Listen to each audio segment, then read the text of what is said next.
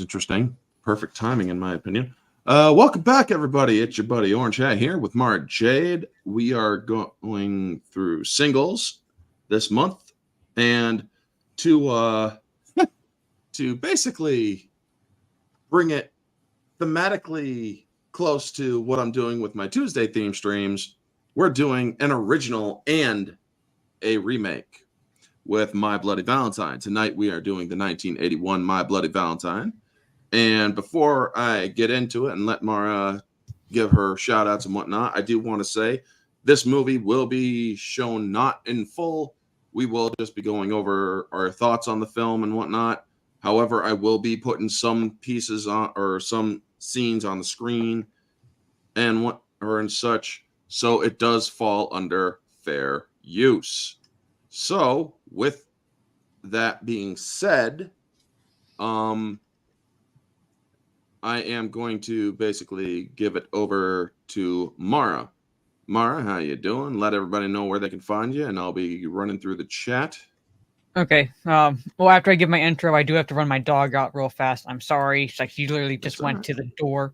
But Jade Shadow. Eventually, I'll be back to making videos, but primarily focusing on streaming right now. The ones and twos, the good, the fun, and the weird, and the top 10s each month. For gaming streams, I primarily focus on my Kick, which I'll be live on my Kick tomorrow evening. Probably playing some Halo.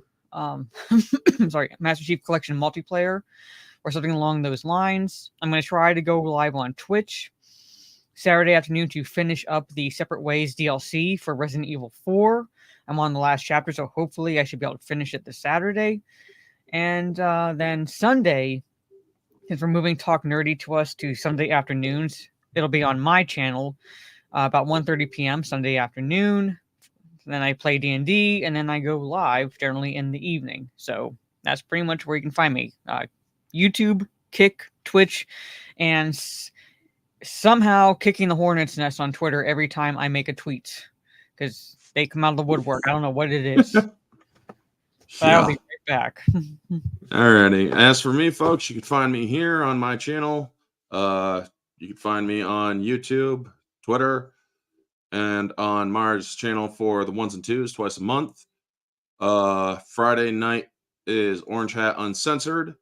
Sunday is the weekly recap where me and some others will sometimes come on to talk about what's going on in Hollywood and entertainment, as well as I got a new banner for when I am doing these movies because, well, certain channels like to push our buttons. So I got the fair use YouTube on here, essentially in hopes that it will allow them to understand we are not going scene by scene.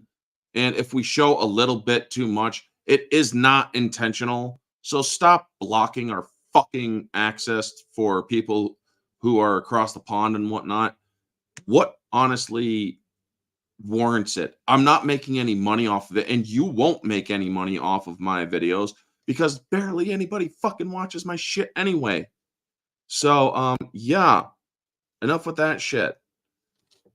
So, continuing on, if you want to support my channel, make sure that you smash the like button, share out my videos and streams. Those are the best ways that you can get or help out my channel. I'm not monetizing until 2025 because honestly, I can't until 2025. There's some weird shit in the laws of New York State that are preventing me from updating my current living information. So yeah. This was the first time I saw My Bloody Valentine, which reminds me, let's bring it up here. And as you can see, I have it muted. So, yeah, there's no way that you're going to hear anything. Let me also make sure that I turn off the captions. Okay, they're turned off. So, okay. How's everybody doing in the chat, by the way? And let's just wait for Mara, or while we wait for Mara to get back. Oh.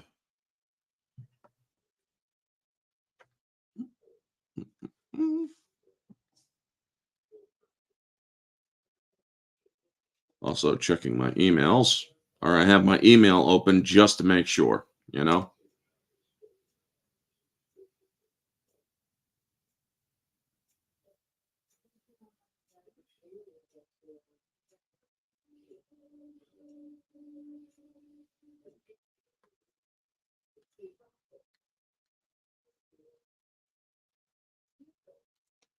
And that's good, Trey. Good to see you. How you doing, Neozoic? And the good folks in the chat. Yep. Good. Always good to see Neozoic. He's one of the loyals and he's one of the interactives in other streams and whatnot. So yeah, I'm gonna make sure that let's see here. Oh yes, I am live on my channel. Gotta say, folks, as we're waiting for Mara to get back, this was my first time watching the film, and I have a weird mind. I can actually access the movie. I can actually access the movie as, or even if it's slightly boring and whatnot, I can actually access it in my head, scene for scene, word for word. But thankfully, we don't, or I don't have to do that. And it's also kind of boring if you can't see what's going on.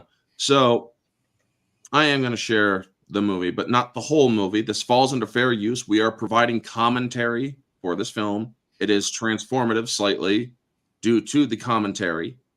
We are not going scene by scene.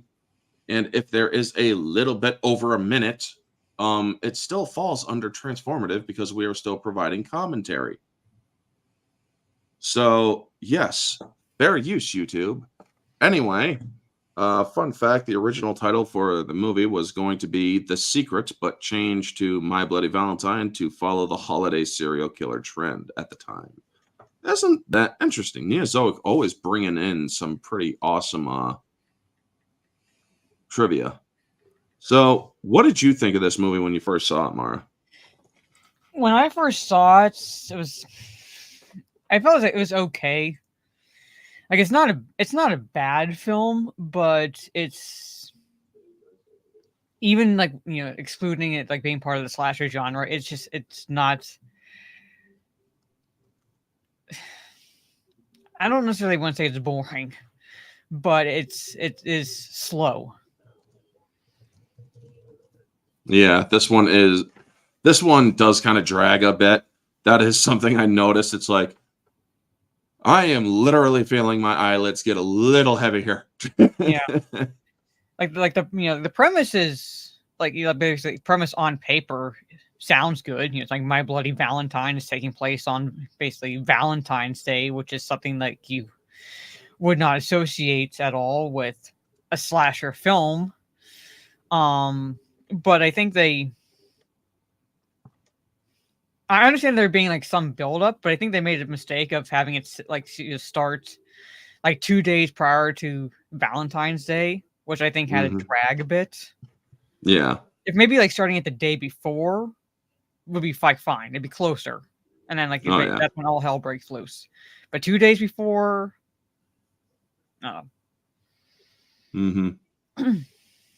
So we get to, or this movie is basically about a mining town that had a tragedy back in 20 years prior, and a guy went nuts and killed a person in the mine.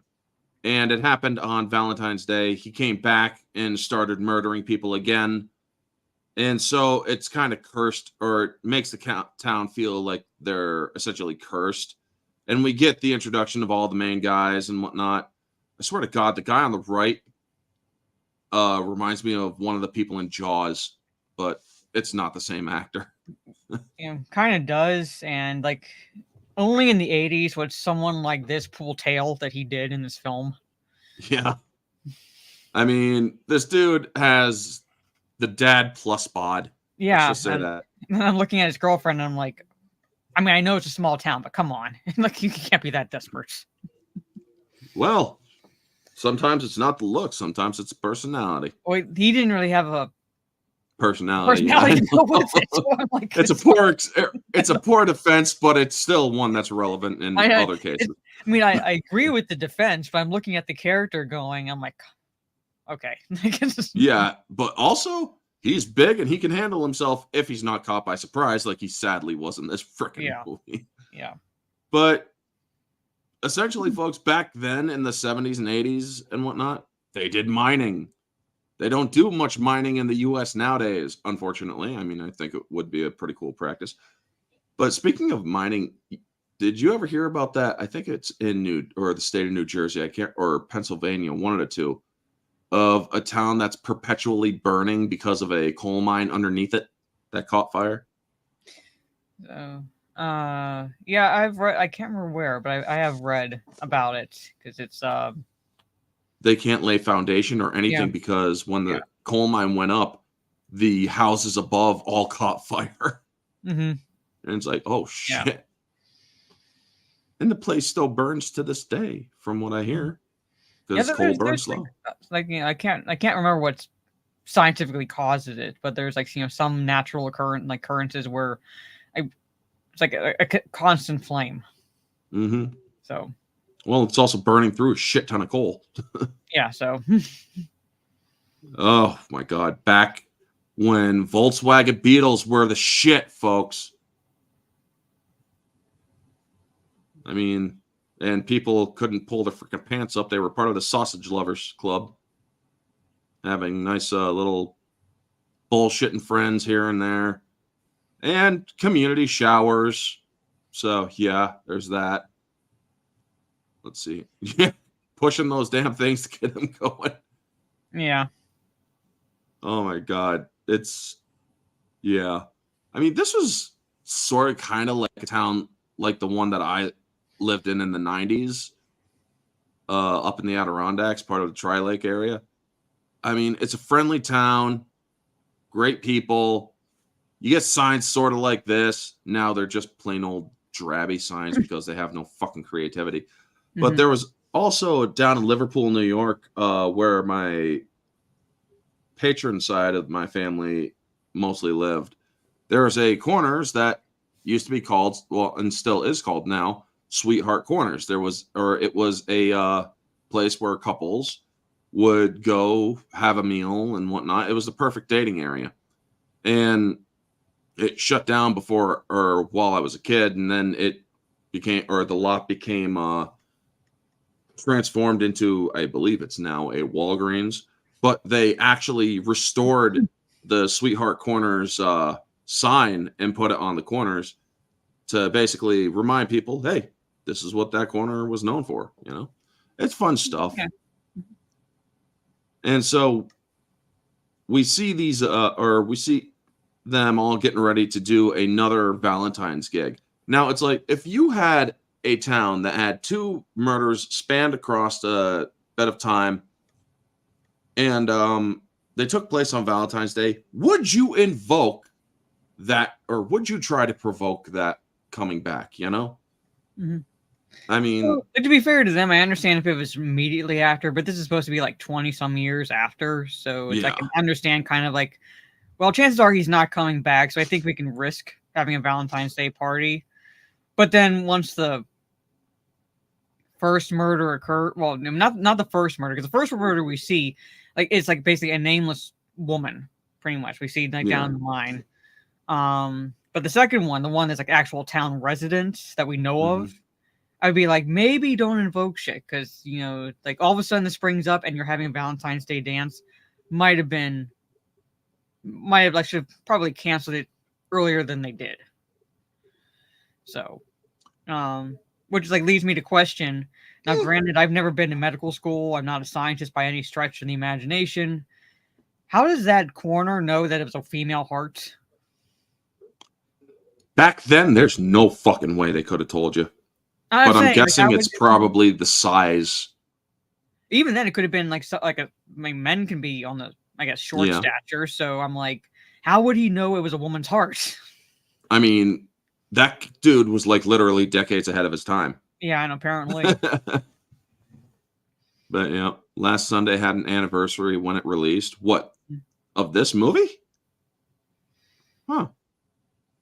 Interesting. Let's see here. Must be right. Question. How would I compare My Bloody Valentine with other 1981 horror films such as The Burning, The Howling, Maniac, and American Werewolf in London, Evil Dead, Halloween 2, etc.? I'm like I was saying, it's not a bad slasher film. It drags. That's its biggest problem. It drags a bit. And because of that, it pales in comparison to like The Howling, especially in American Werewolf in London, The Evil Dead. Yeah. It pales in comparison to those films. One of the things I will say about this movie, cinematography wise, it sort of gives off vibes of Evil Dead. It sort of has that handheld, low budget camera work down in when they're doing the climax down in a mine. I mean, you really, huh? It's a little bit, yeah, like a little bit of that feel. I mean, it's actually, it's like, Sam Raimi have a hand in this movie. But yeah, as for me, I haven't seen The Howling for quite some time. Like when I was just turning double digits, did I ever see The Howling for the first time? And I don't even think I seen it a full or all the way through. So I would actually have to look for it to find it and watch it. I might do that sometime during the week. But The Burning, never saw it. Maniac, never saw it. An American Werewolf in London, I still remain to this day, have not seen it. I will rectify that in October. Or unless it becomes a single to do before that. But yes, the Evil Dead was good, or was a good movie. Halloween 2 was actually good, but kind of stretched a bit. But yeah. So moving on. Let's see here. I'm not going to show any of the graphic stuff, or at least try not to. We get the cop here who they also pulled I like how this guy pulls pranks a lot. It's like, this dude's not surviving this movie if he's pulling pranks like this. Yeah. Yeah. I mean, folks, this was back when the rules were established, the horror movie rules. And this dude broke every one of them. But I do like it. It's just people having fun, trying to get back to some normalcy. And so they bring the sheriff Valentine's gig. Oh, if only they knew. I know. Now, oh my God. Oh shit, I wasn't trying to do it, but I love this scene. I'm going to show this bit here because it's literally them turning around, and this dog looks like it actually got hit a little bit when it peels off of the pursuit. It's like, damn, dog, you almost got ran over. So, animals may not have been harmed during the making of this film, but they probably got a good heart skip a bit or beat or two. Well, especially there, because that dog got close. Very, very close. So, yeah, the cage. I mean, neon lights and all that stuff. And this dude, or this cop, who is, I believe he is the chief, and he's retiring soon. Oh, that's the bar owner, or that's the bartender. He's basically the obligatory, old man who tries to warn people. Yeah. In slasher films. And it's like, I warned you all. You're all gonna die. And it's like, you're like Grandpa from The Simpsons during that Halloween special. That doll is evil, I tell you. Evil. Evil. Yeah, Grandpa, you said that about all the presents. I just wanted attention. Yeah. Oh, I don't care, folks. That was the best Halloween or Simpsons Halloween ever. I mean, they've had others, but you're not getting better than that one. So, yeah, he's letting everybody know you don't fuck with this town's bad luck. I mean, oh, my God, there's an old-fashioned pipe for you. Short and sweet. Back when beer bottles were, well, bigger. Yeah. Oh, and Oh my god, this fun game. they're not even looking. No, they're not. But get this. That knife that he has looks familiar later on in the film. It's like, I know exactly who the fucking killer is after that. Mm-hmm. Because it gave it away. And then you got this guy. Honestly, I thought this was Billy Gardell at first. And it's like, that couldn't be Billy Gardell back in the 70s or 80s. But then it's like, Billy Gardell was born in 80 or 71. So it's definitely not Billy Gardell. No. And I can believe that this was shot in Canada because I could hear the Canadian accent when they said sorry. Yep. Yep. I'm like, or I heard that too, and I'm like, why am I getting flashback of OMB reviews clip of I'm sorry. I'm so sorry. Fuck, man. Is this Canadian? Because you also have an Affleck in this movie. Not to be confused with Affleck. But it's like, is this guy related to Ben Affleck? It's like his crazy Canadian uncle. Yeah. And this dude's doing his naysay doomsday. Moosehead beer. Nice. I mean, this whole scene where they're doing the game and then he finally finishes what he's saying and one of them gets nipped. It's like, oh, damn. And it happens to be the psychopath that actually gets nipped. I mean, they actually did a good job at keeping you not knowing who the killer is in this movie. Mm-hmm. Because honestly, it's like, the same guy is not exactly absent from the place during some of the killing going on. So how did they get him to move around that fast, get in the miner suit and all that shit? So this movie did a good job at keeping the killer, what's the word? Not, or mysterious and whatnot. Part of me wishes it was Harry Warden, but that's just me. Yeah. I mean, it was a good twist at the end. However, I do not agree with the ending of this movie. The ending doesn't give it, like, the motivation they give to the killer doesn't make any sense. In my opinion, does not quite make any sense. Psychotic breakthrough trauma. He couldn't get it out of his head. This is a very contained town. Constant reminders. Eventually, the mind breaks, is how, or what I drew from it. But it's what happens at the end of the movie, where he basically goes Joker and also Coyote. But let's get to the first bit here. Yeah. Well, we're sure it's a female heart. Also smoking in the medical examiner's room. You could definitely tell this movie's dated. But it's like... And, like, we don't even know where this woman, like, was from. Like, basically it's a small town. You'd think, hey, like, has anybody seen this person if that person was a resident of this town? But they kind of, like, just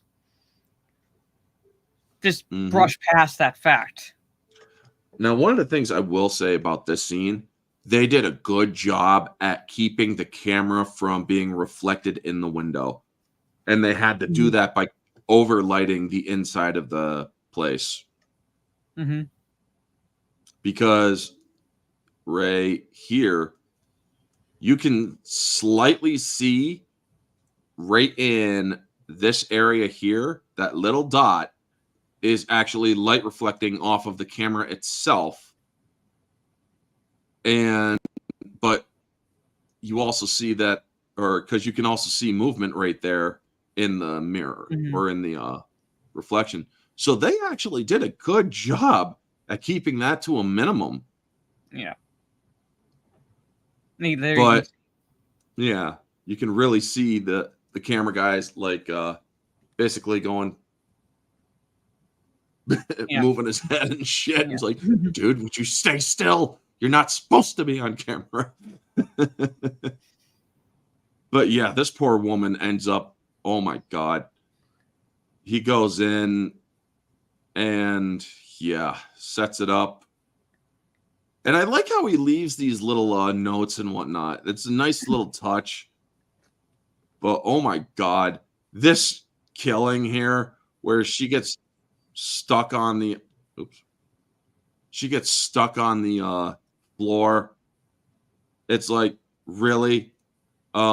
This is definitely overacting.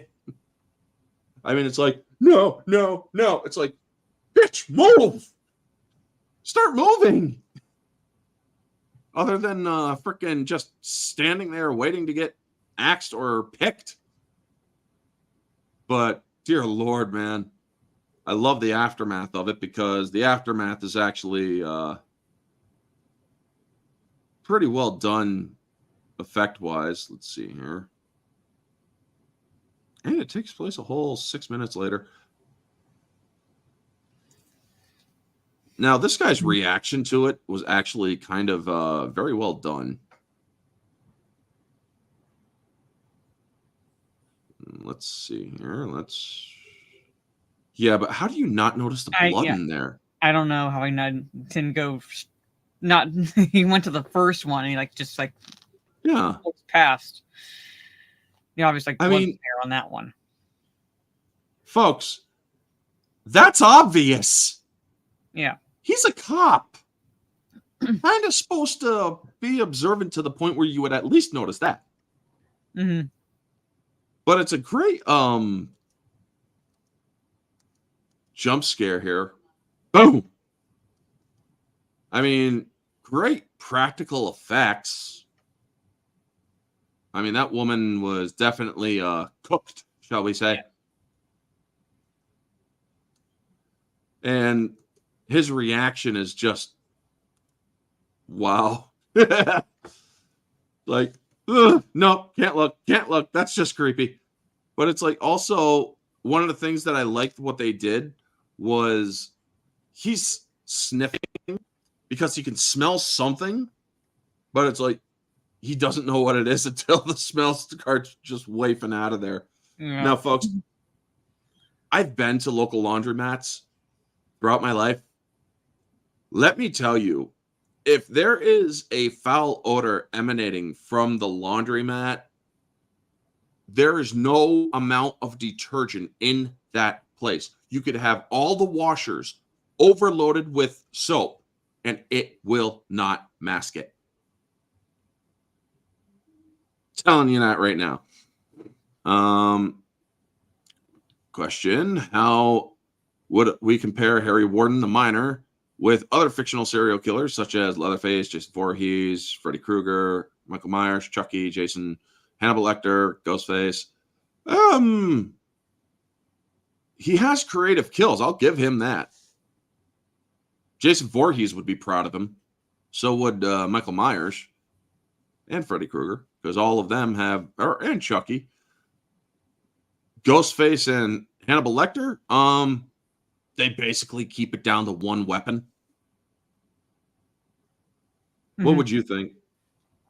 Well, if it was actually Harry Warden, it might stand up, but it's not Harry Warden. Yeah. So, and even the Miner really doesn't have, like, you basically go full serial killer mode until they defy the sheriff's orders and have a Valentine's Day party, or instead of like the dance, which is really intended.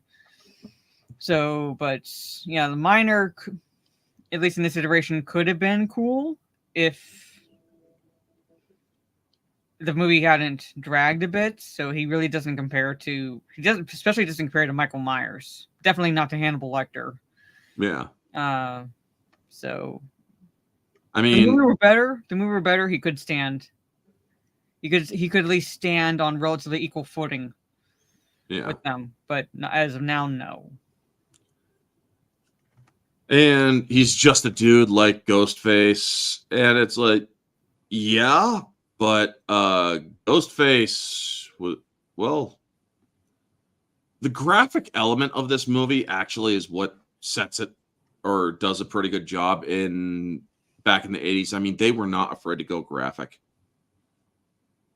Moving forward, there's the drama between these two because she's with the guy who actually turns out to be the killer, Axel, and he has been away for all time. So it's kind of like wondering maybe he's the freaking killer because he finally can't, or he comes back just as the killing starts up again, essentially.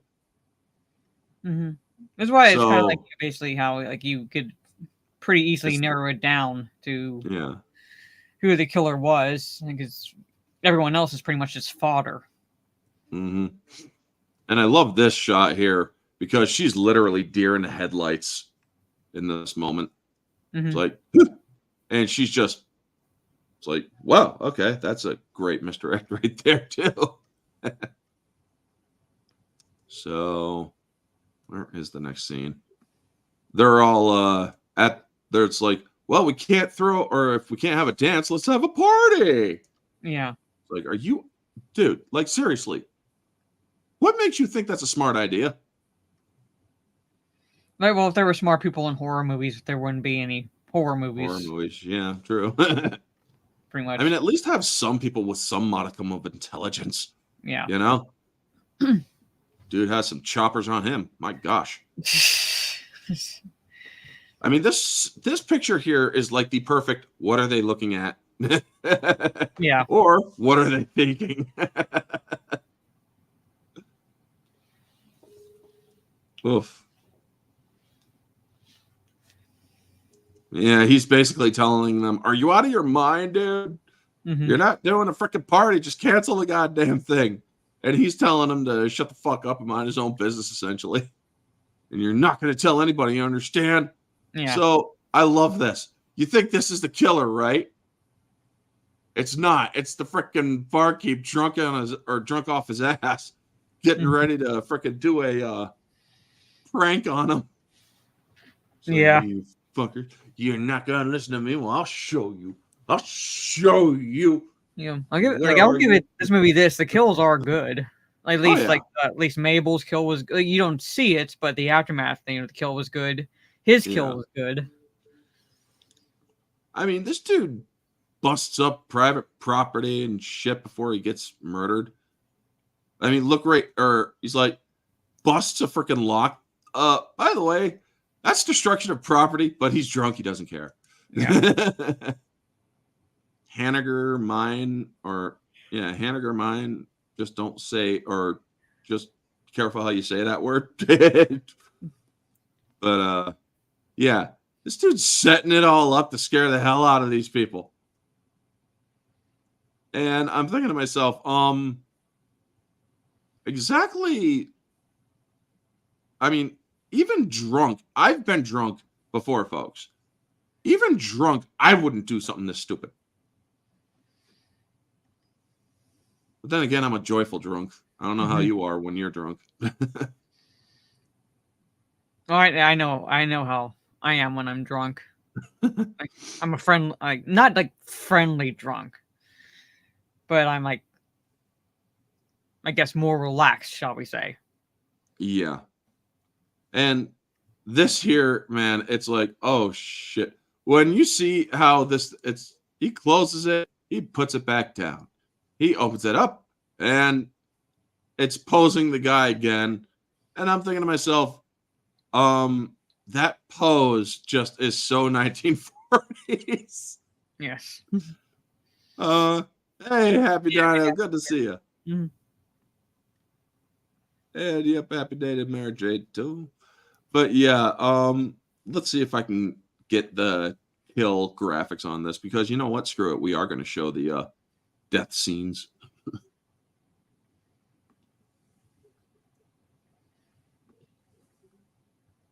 Oh, wait, he's getting dragged here. Yeah, under the neck, out the eye. You got to give him props for creativity. You know? You got to give him props for creativity right there, folks. What are your thoughts? So I say like this kill is like probably like I would say probably the best one in this movie. Yeah. Just like Well, in terms of like graphicness, because yeah. There is another one that's pretty good too. Yeah. But in terms of like graphicness, like actually seeing the kill versus with Mabel earlier, you Yeah. see the aftermath. Like this is like feels like slasher. Mm-hmm. Like not only does he kill him, it's basically the pickaxe is lodged into him, so he's dragging this body behind him with this with the pickaxe. Yep. I mean, it's like the perfect way to drag his ass. Yeah. Saturday, February 14th, Valentine's Day. And so this dude's freaking out. The cop's freaking out. It's like, oh my God, we're canceling it and whatnot. We got to rip down all the signs. And because, well, I love this one. This one's a misdirect. Because it's like, oh, thank God it's candy.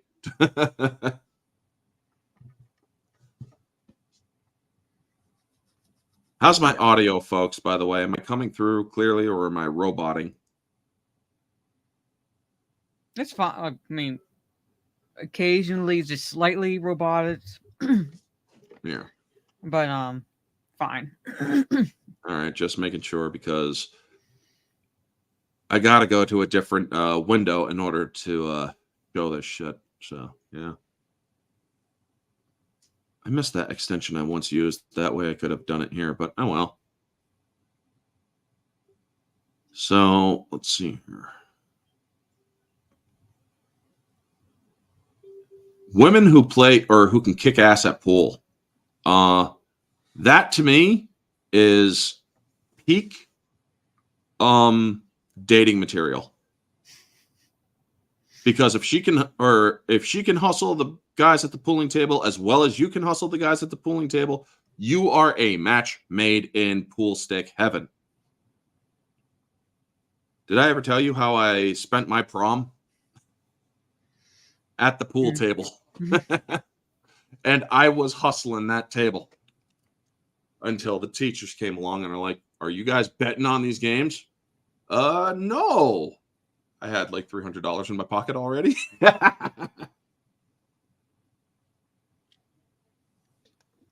It's like next time, don't freaking put the prom at a place with pool access. But yeah, she's good at hitting balls. Also, does My Bloody Valentine twist is kind of similar to the classic 1960 Psycho twist. My God, folks. It's funny you should bring that up, Neozog. I watched the original Psycho last year during the New Year mystery reviews. And when I saw Norm Bates dressed up as Norma Bates, the first thing that came to my mind was, how did Jim Carrey travel back in time? Because he had that big ass smile. It's like, what on earth did I just see? But yeah. I wouldn't necessarily say it's similar. Yeah, it's not. Because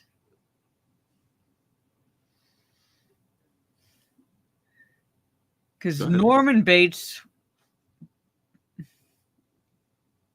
didn't exactly have a psychotic break. He was always like that. Yeah. Norman Bates is actually based on the serial killer Ed Gein. So if you want to have an idea, look up Ed Gein. Gein. Yeah. Psycho is a trip. Mm-hmm. Both versions of Psycho are actually pretty darn good in my opinion. Mm-hmm. I mean, not really a fan of Ed Vaughn freaking playing Peep and Wank, but it's like, dude, Vince Vaughn. doing But freaking yeah. the only It's like, criticism I have, at least of the original Psycho, and that's like nothing to like against Hitchcock, because this was a studio interference example. Hitchcock originally wanted the movie to end where you just see the car getting pulled out of the swamp, yeah, and like, you know, basically like Norman Bates smiling and like going through that. But the studio wanted him to add that whole scene with the psychologist or yeah. the psychiatrist. They wanted to give a method to the madness, Mm-hmm. and it's like that doesn't. But sometimes a little bit of mystery is actually good. Mm-hmm. You know. So like You part of me like appreciates it just from the standpoint that I'm a psychology major. Yeah. So I find it fascinating, but entertainment wise, it was unnecessary. Yeah. So Psycho remake was awful. They did their best. I mean, Hitchcock's daughter fully endorsed it. She's like, you guys actually did a good job at making it in the spirit of the original. But getting back to this one, yeah. I mean, because we could talk Hitchcock almost all the goddamn night. Yeah, more group or more goo or more gore.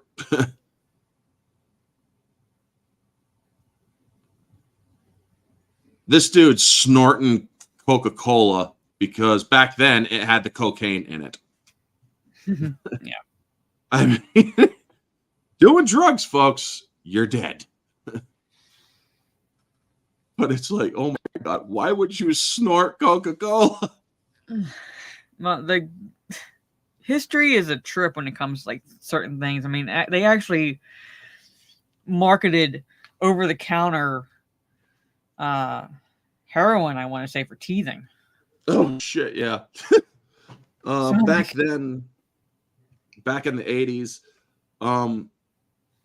my late aunt told me, when we were older, she told me about this. My brother, or my oldest brother, was teething, and I think it was that she put a little bit of she put a little bit of whiskey or something in the Kool-Aid or in his drink to help him, or to kind of like knock him out, to give him a little bit of a rest because the teething was painful.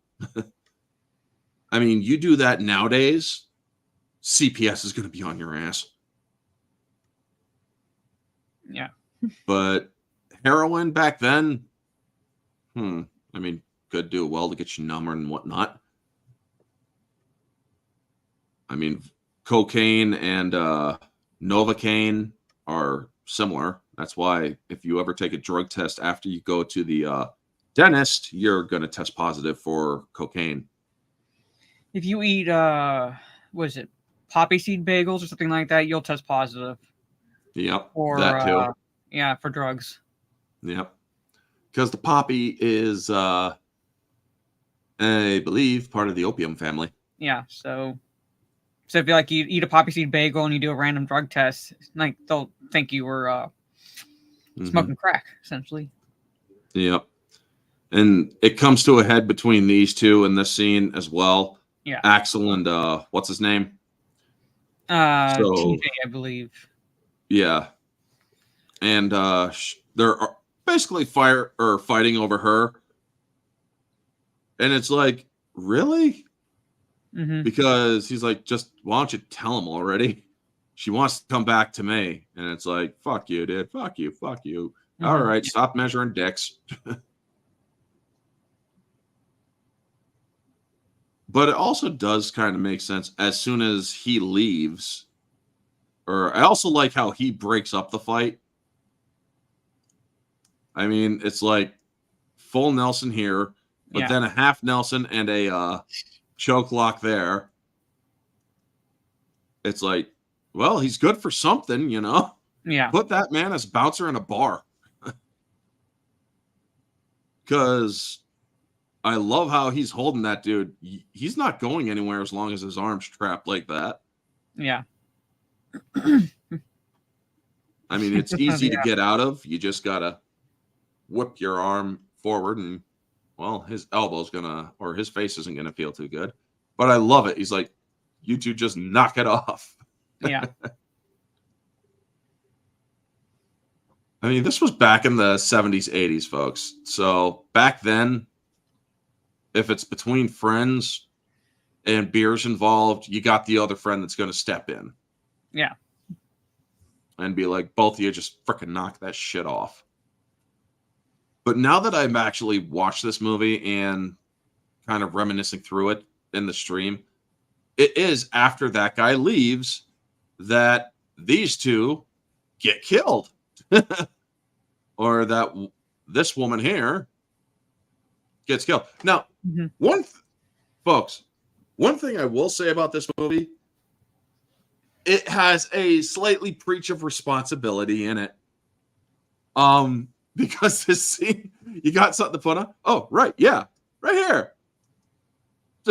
It's like, hey, at least he's practicing safe sex. You know?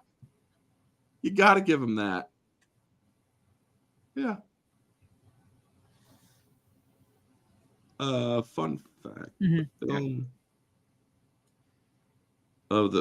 crew of the film kept the identity of the killer a secret to the cast until the end of production when the final scene was shot in order to assure actors played in the ambiguous manner. Huh. Nice. I mean, but yeah, that's something you could appreciate at least. He's they're basically saying, hey, this is a horror flick, but practice safe sex, kids. Yeah. You always want to use protection unless you want a baby. Yeah, exactly, Happy.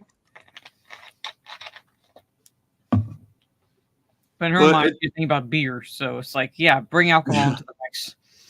Yeah. Now let's see here. Oh yeah, fill in the pan to boil more hot dogs. Looking below. I love that. You get a heart. You get the heart there. And it's like, yeah, look underneath there. Yeah. How do you guys miss that? I don't know. He got his face boiled. She's waiting on her boyfriend. And it's like, why would you wait that long? But then she gets killed in a rather creative way. And he comes in looking for her. And I gotta say, his reaction is complete beta male. But then again, it's a small town. You don't expect shit like this to keep happening. Because it's like, he just can't look away. And he is like a shaking mess after. Pretty much. I wouldn't exactly like equate him to a beta male, but at the same time, it's like it is a exaggerated reaction. Yeah, I mean, a little bit of exaggerated reaction. I know you guys have had a little bit of beer and whatnot, but dude, if I saw somebody dead in front of me, I'm telling you right now, and this is speaking from experience, not of seeing somebody dead and being drunk at the same time, but I have been drunk and yet I have seen something that sobered me up immediately. It's like, okay, the alcoholic effects are literally out of my system. The only non-change is the chemical change. So yeah, I got it in my system, but I'm telling you right now, I'm sober as fuck after what I just saw. So getting to the meat of it, they finally are realizing shit's going down, and some people decided to take a trip into the mine. But no women are allowed in the mine. Shut up. We'll be down there for like 10 minutes. It's like, dude, really? Voice of reason? Yeah. Yeah, it's good. Let's go down to the mine and make it easier for this killer to get us. And I also will give it to the killer. When he's down there smashing the light bulbs, it's like the dude this is a killer who's smart. Yeah. This is a killer who's actually going to make it very hard for him to succeed or in living, because he's going to make it hard for them to move around fast. Yes. So, yeah. I'm giving that killer props for that.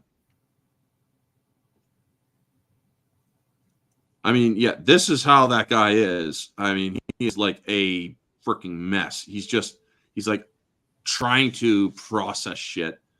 And then he comes back and it's like, dude, you've been gone for like 20 fucking minutes. Where the hell have you been? Mm-hmm. And she's freaking out. And so it's like, oh, damn. So now it's time to get everybody get off of the screen. Out of there. And it's like, oh, shit, we got people left in the thing. He tries making a call with a dime because back then only cost that much. But now everybody has a phone. You can't still reach have it, so he sends yeah other people. Mm-hmm. Do you have a payphone anywhere near you, Mara? Not anymore. Not that I have seen. There used to be. Only Not at the anymore. bars in my area do we have payphones, but not that we need them. Yeah. Like I haven't seen Like, any. So yeah. It's like you go up the road to one of the bar and restaurants. It's like, this is a payphone. This is an antique. We don't use it anymore because you got your own phones. yeah. Fun fact, Quentin Tarantino. Yes, that Quentin Tarantino said that My Bloody Valentine is his favorite slasher movie. No more power. Figures. Yeah. So He likes shitty movies. He makes shitty movies. With the exception of with the exception of Kill Bill. Those were fun. I mean, his earlier films, Reservoir Dogs and oh God, what was that other one? Jesus, Pulp Fiction, were just fucking weird, man. I mean, I watched those for the first time and I'm like,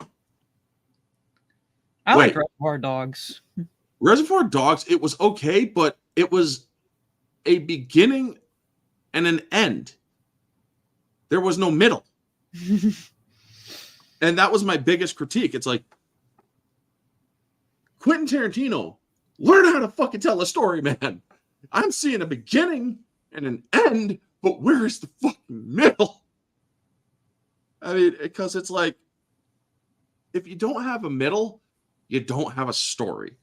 And if you don't have a story, you don't have a movie. This movie, well, I lost it on that fucking review. It's like, this movie sucked. I'm sorry. This movie sucked. I would have to watch it over and over before I actually change my opinion, which I'm going to try again a year later. But yeah. Pulp Fiction was freaking nuts, Trey. I mean, it was good. And dear God, do I feel bad for Ving Rhames. But it's like, what was in the fucking package? But I like this. These two were at each other's throats, and it's like, we gotta freaking work together. Okay, fine, we'll do it. Yeah. Till you find out that, oh shit, who's the killer? Yeah. That is one old freaking lamp.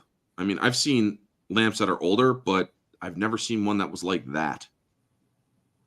I must have missed what the 70s lamps looked like. They're like, what the hell's going on here? Yeah, this dude's launching a snot rocket right now. She's like, people are dead. And he just can't talk because he's still very much traumatized. And they're like, Jesus Christ, it's happening again. Oh, earlier in the film, folks, I do want to cover this. They lost the records to Harry's or to the original killer at the loony bin. Yeah. So it's like, how do you guys lose those records again? Yeah, like the woman, the woman is just not helpful. No, not helpful at all. It's like he was like either he was transferred, released, or he died. I'm like, it's like we're not gonna play guessing games here, bitch. Find the paperwork. Yeah, right. I mean, it's like, holy shit. It's like, well, then you better fucking figure out which one of those it is, because there's some serious shit going on here. Yeah. And it's serious shit that this guy did. Yes. So it's like, fucking woman up. But back then they would have definitely said man up. Yeah. SO. Jesus Christ. I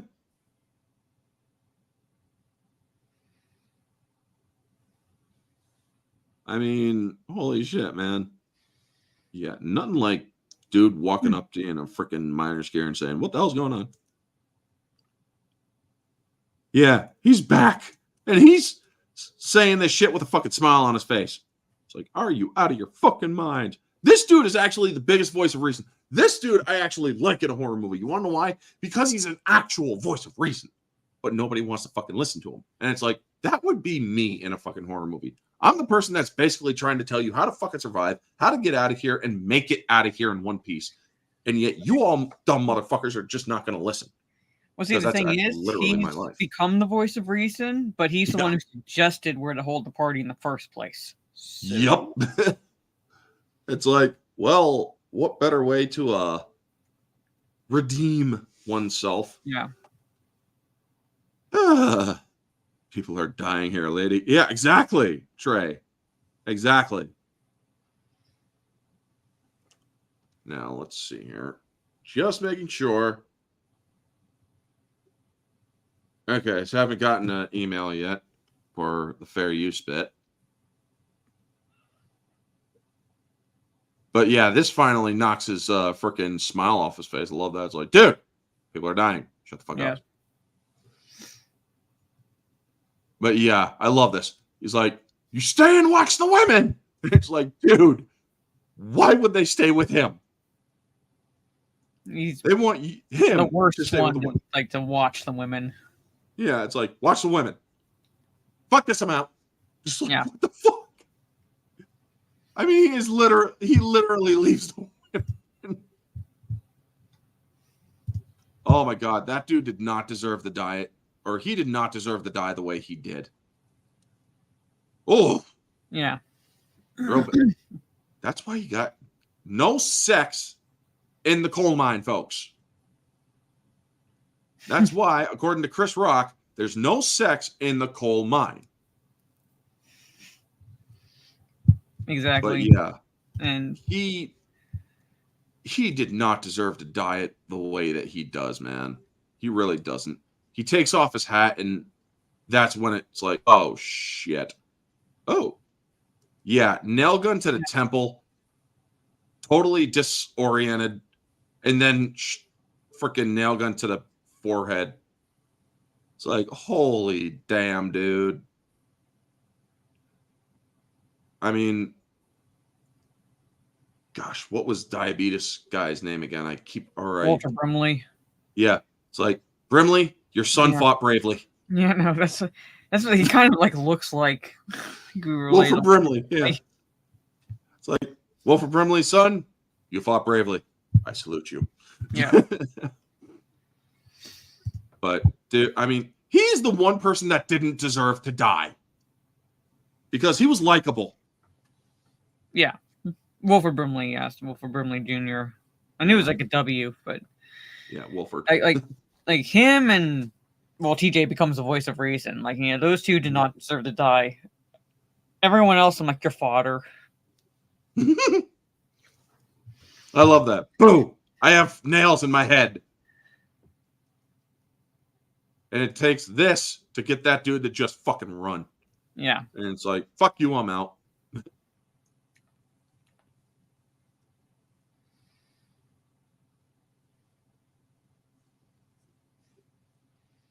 Yeah, sure. Of course, Cameron comes in and goes, goddamn diabetes got me again.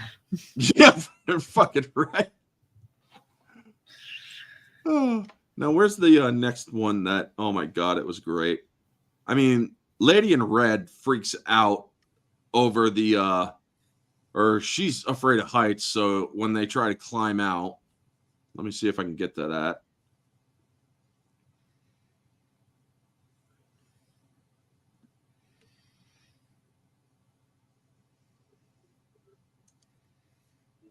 All right, yeah. She's afraid of heights, and then they get scared back down into it. Mm-hmm. Oh, hold on. I got a oh, hold on again. Get back there and pause. Shit. Okay. But yeah, they're climbing out. Now I want to catch it. I want to catch it. I want to catch it. I want to catch it. Because holy crap, when this happened, it's like, oh damn, okay, that happened.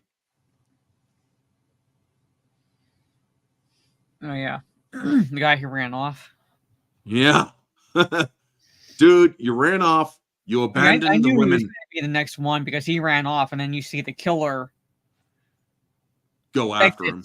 Exits in like like another doorway or something like that, like passageway. So he's going after the guy who ran. Yep. Boom. I mean, let's see here. No. And not only that, the body falls down and then detaches. It's like, oh shit.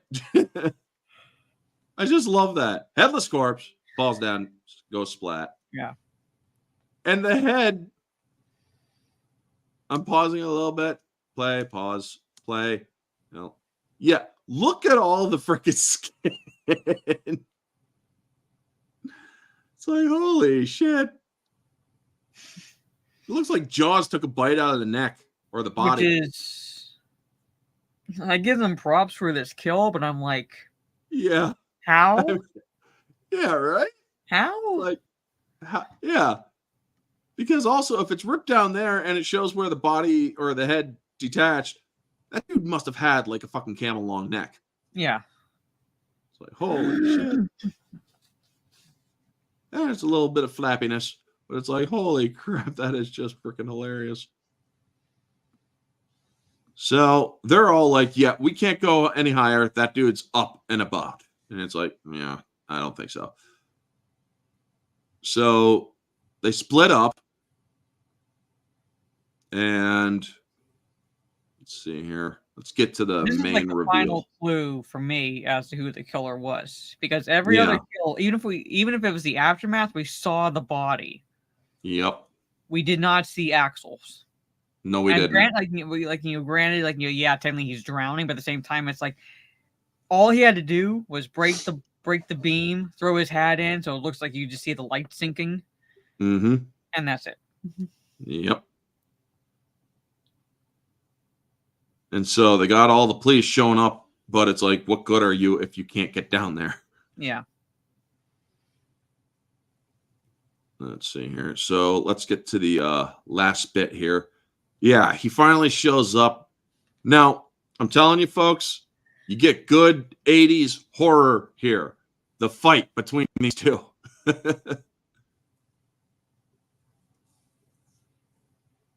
It's like, yeah, play lightsabers, folks, with a pick and a shovel.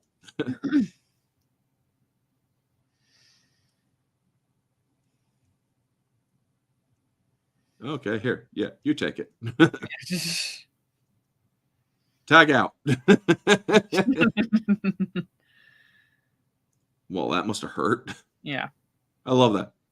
Just, well, all right. Slowly. Smack. It's like, was that scripted? Yeah, here, take the shovel. Smack him around a few times. So now you know that those people are close. Yeah. And it's like, okay, I'm going to get you now. I'm going to get you now. So, yeah, they find this abandoned bit of tunnel. Let's see if we can get to the final reveal here. Yeah. There's Axel, folks. It's been Axel all along. Axel. But why? Well, because, yeah, the kid got traumatized. and started sucking his thumb. And tasted blood for the first time because there was most likely blood in his thumb. So that would probably fuck up a kid at 3 or 4 years old. You know?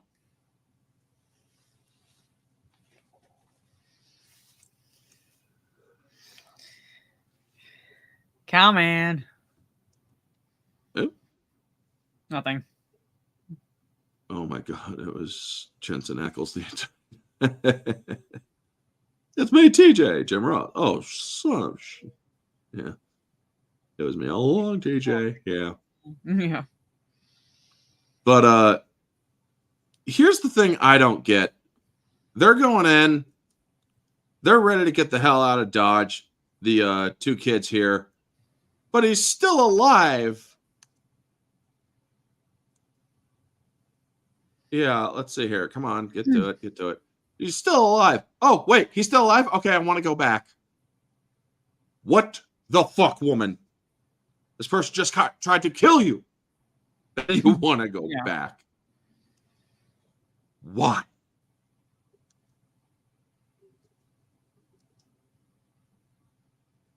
Yeah, it's the whole why. And this dude's cutting off his own arm. And it's like, really?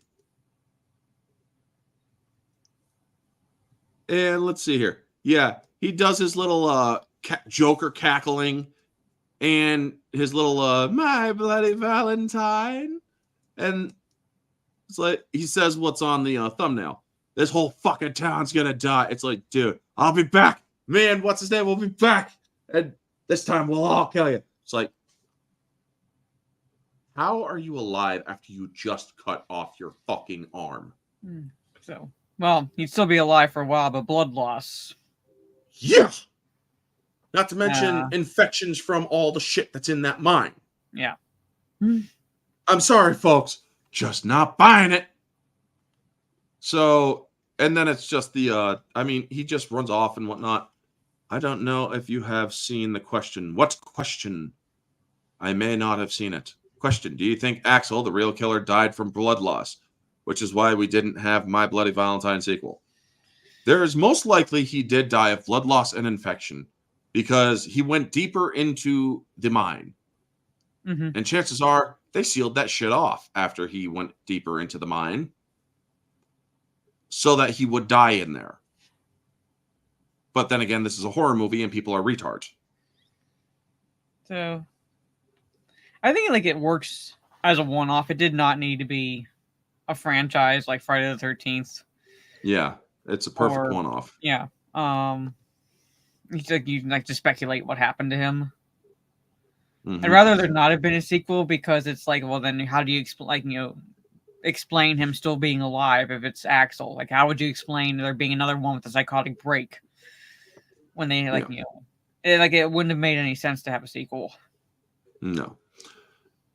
I mean, honestly, when I saw this movie, it's like, this is actually pretty good. Then the ending, and I'm like, what is with me watching movies that have a decent story and then just end up totally shit at the end? Pretty much. I mean, I had a drink with Captain Jack Sparrow, and sadly, he convinced me to watch Aquaman 2. You had a good ending right up to the last second. And it's like, why, Momoa? Why would you do that? I mean, the movie itself was shit, but that ending was actually pretty darn decent right up to the last second.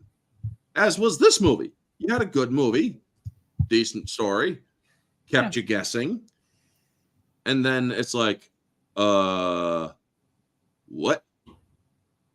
And for me, it's like I said, what? It's not a bad movie. I've seen worse. Yeah. I've seen far worse. It's just like my biggest critique is it was so slow. Yeah. And then yes, it picks up and in the final act, obviously, because he's there's multiple killings happening, but at the same time, it's like I think you could have condensed it a bit by having it start the day before Valentine's Day, so the pace would have been quickened a bit, but still have a good pace. and it would not have dragged. Plus, like it dragged a bit because you had that whole this guy returns and this girl's with another guy, but he still likes her, she still likes him. And like I don't need that in a slasher movie. I don't need that to be the focus. Teenage drama, yeah. Yeah. I mean, how would Neozoic, how would we compare My Bloody Valentine's plot twist with Empire Strikes Back, Psycho, Sixth Sense, Planet of the Apes? This twist wasn't bad. Yeah, it was decent. But well, see, the thing is with like Sixth Sense, like once you see the twist, you can't exactly watch that movie again because yeah, what's going to happen. But the twist itself, like the initial twist, like when people were like, "Oh my god, that was a twist." Yeah. Planet of the Apes, that's again, it's that's like a mind fuck. Like I said, you could conceivably call who the killer is going to be before the actual reveal. Yeah. So, and just like you, it's like we didn't see him die. Mm-hmm. I think I know who it is. Yeah. So, Planet of the Apes, yeah, that one, when I first watched it all the way through, that was a complete mindfuck. But also, it wasn't as impactful as it should have been because I watched Spaceballs before that. Yeah. So, yeah, kind of ruined it for me. So, like I said, like again, like I'm probably with Trey. It's about a 6 out of 10, 6 to 7 out of 10. Where it's fine. Mm-hmm. It's fine. Like I'll sit down, like if it's on, I'll watch. Like especially around Halloween, if it's on, I'll watch it. But I'm not going to go out of my way to necessarily watch it again. And I'd say I actually prefer, in particular, the pace set up with the remake of My Bloody Valentine from 2009. Yeah. Now, if you want to know a really good twist in a movie, folks, if you really want one of those holy fucking keeps you twisting, turning, guessing, and whatnot, there's one movie that absolutely knocked it out of the park for me, and that was The Prestige, because that movie kept you guessing all the way up to the fucking end. Mm-hmm. It's like I did not fucking see that coming. As for Empire Strikes Back, Neozoic, that was a twist back in the 80s that not even the cast believed. I mean, you hear Mark Hamill and them, and even James Earl Jones is like, he's lying. He is so fucking lying. And even freaking George Lucas had to go to child psychologist just to make sure that kids would be able to handle this sort of thing, you know? Mm-hmm. So, yeah, George Lucas did it great back then. Mm-hmm. Christopher Nolan freaking perfected it with the Prestige. I mean, plot twists are a dime a dozen nowadays, but those two, the greatest plot twist back then, plus the perfected plot twists of today, holy crap. Anyway, folks, that is if I like I must I believe my dad, I'm saying this is like based on what my dad said, but he said when Empire Strikes was coming out and people were speculating certain things about characters, he said he kind of called what the twist was going to be based on Darth Vader's name because it sounded like Dark Father.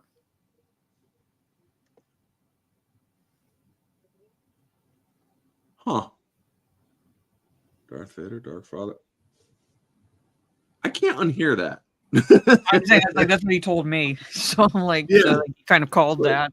Son of a bitch. It sounded to him. Son of a bitch. Yeah. Alrighty. So, yeah, I would agree. Objectively, this movie is like a 4 out of 10. But subjectively, I would put this at about a 6 or a 7. Yeah. It's good. It has good bloody practical effects and whatnot. It has good jumps in here and there. Good cinematography too. Yeah. But overall, that ending is just, I can't get over that ending. Plus the pacing is also bad too. And it's I'm thinking to myself, why are you coming out like freaking Joaquin Phoenix Joker, like, I'll kill you all, after you just cut off your fucking arm? I would just cut off his arm, and now he's been basically cool, calm, and collected the entire time, and now, Yeah, like it would, it would have made sense for them, like if you want, a potential setup that he could come back. Basically, don't have the whole arm getting cut off, like him cutting his arm off. Basically, have the cave-in happen, thinking he's dead, remove the boulders, and see that he somehow wasn't involved in the collapse. Like he's still in the mine. That would have led to potential possible sequel, even though I don't think it needed it. But he's running around with a stump, blood loss, and infection. He's not surviving. No, I'd give him at least a day or two. So. In what language does Vader mean father? Neozoic, please clarify before we get off the stream. Because I'm sorry, I need that clarified. Because when it comes to Vader and Sidious, all you need to do is just add IN to both of those words. And you have actual words. Invader, Insidious. Negative connotation words were often used for the creation of Sith Lords. Maul. Mm-hmm. You can't get much more than evil than that. Tyrannus, Mm-hmm. Dutch word. Really? It's Dutch. Huh. I'm going to have to look that up. Anyway, we are at the end of our stream, folks. Thank you so much. Neozoic, Trey, Toodle say, hey, buddy. Not a favorite, but I like this. My Bloody Valentine. We will be discussing next week the remake. And I do hear that it is better. And I enjoyed it aside from the 3D or the bad 3D effects. Yeah. I mean, I see that, or on the certain areas that it is a 3D presentation. So I will check it out. While German word for father, Vater. Yeah. I do know that much. Because I am part German. But anyway, folks, Mara, why don't you give yourself another plug, let people know where they can find you, and I'll do the same after you. All right. Well, you can find me on my YouTube channel, Jade Shadow. Like I said at the beginning, I will get back into making videos, primarily when Rings of Power news starts dropping left and right when that Season 2 begins ramping up, because I will be watching that shit show. I will not be clicking anything for Amazon, so Amazon will not be getting any clicks from me, but I'll be watching it regardless and giving my take on the abomination that is Rings of Power. Mm-hmm. So primarily you catch me on streams, my YouTube streams, the 1s and 2s, the good, the bad, the good, the fun, and the weird. I almost said the good, the bad, and the ugly, which is a play on the title. Good, the fun, and the weird. And the top 10 discussions I do each month, as well as my kick streams at Jade Shadow. And Trey posted the link. I'll be live there tomorrow, most likely playing some multiplayer game, just relaxing because I can't stay up too late. Tomorrow I have to get up early-ish the next day, and then I will try to be live on my Twitch Saturday afternoon, finishing the Resident Evil 4 DLC Separate Ways. I'm on the last chapter, so hopefully I'll get everything finished again Saturday afternoon, so that way I can create a new Game Plus mode again, and then when I play it again, save up to buy the rocket launcher, which will make it even more fun playing through it again. You haven't beaten that thing yet? No, I've beaten it before. I'm just playing the new Game Plus mode, where you can start with stuff that you ended the first playthrough with, and then I'm going to create a new Game Plus mode, save, and when I play it again, I'm going to save up my money for the rocket launcher in game. Is it infinite rocket, or? I think I had to do some challenge for it to be infinite rockets, but I'm at least going to get the rocket launcher. The Chicago typewriter is my absolute favorite from the old Resident Evil. Mm-hmm. Especially when they give you the mafia suit. And also the daughter, the president's daughter, is in a suit of armor, so when she gets picked up or attacked, she can't be killed. So that's always fun. But anyway, yeah. I tried shooting that character in the Resident Evil 4 remake, and they will not let you point the gun at her. Really? I've accidentally shot her when I'm like trying to shoot the bad guys. I've accidentally killed her, but when I purposely aim the gun at her, it won't let me do it. Does she like try to move out of the way, or they just It's won't physically like the game like physically prevents you from pointing it at her. Like it'll move the gun away from her. Oh my god, that is so fucking bullshitish. I mean, back in the PlayStation 2 days, if you tried looking up at her after she got up, she would call you a fucking pervert and shit. Because she's wearing the dress and whatnot. It's like, hey, you pervert. I mean, it's just so freaking great. Thank you to Trey, Cowman, Dinosaur, Toodlesay, Gigawatt, Jaluke, and all the rest of the good folks. Freaking Vanya and everybody else. You all are freaking awesome people. Stay tuned for next week, where on the 1s and 2s, we will be discussing Underworld Evolution on Mara's channel. And we will be discussing the remake of My Bloody Valentine Monday, rather. Monday, I will be doing my theme stream because Tuesday I will be going back down to the dock to do the final visit for the whole kidney stone business that was plaguing me last year. Oh my god, I'm going to be glad that that's over. But yeah, it's just a follow-up stuff. And other than that, Monday, it's going to be Fright Night versus Fright Night at 1:30 p.m. Tuesday night, I will be back with the Barroom Podcast on Society Reviews channel. We're going to I do believe we will have guests, Master of the TDS and Writing Raven. So that's going to be a fun time. Also, if you guys want, I am doing a Dark Marvel story to basically give a reprieve from the shit that Marvel is doing now. If you want a link to that, hit me up on Twitter. I will send it to you through DMs. I cannot send it to or through a public post because I would actually most likely get sued by Marvel. I have released it on Mars Twitch on the Show Yourselves not Twitch, but Discord. So if you want to check it out there, if you're in her Discord, check it out there. I've also done it on other Discords that I am in, so check them out. Anyway, folks, thank you all so much for tuning in. Y'all are freaking amazing and beautiful people. This has been Orange Hat and Mara. We will see you on the next one. Anyway, have a wonderful night, and always remember to stay humble. Peace. Are you done? Are you done?